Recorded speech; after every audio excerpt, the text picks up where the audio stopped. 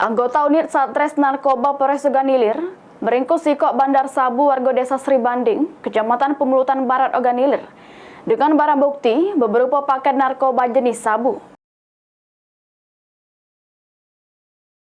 Inilah tersangka Zuhri alias Jitu, 47 tahun, warga desa Sri Banding, Kecamatan Pemulutan Barat Oganilir, yang ditangkap polisi karena jadi pengedar barang haram narkoba jenis sabu.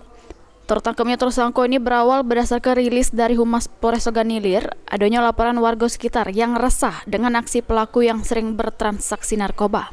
Lalu ditindaklanjuti dengan penyelidikan oleh anggota unit Satres Narkoba Polres Oganilir dan melakukan penangkapan terhadap tersangka.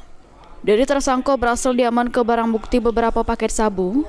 Guna mempertanggungjawabkan perbuatannya, tersangka yang dijerat polisi dengan undang-undang narkotika ini harus mendekam di sel tahanan Polres Oganilir. Ahmad Romawi, PAL TV.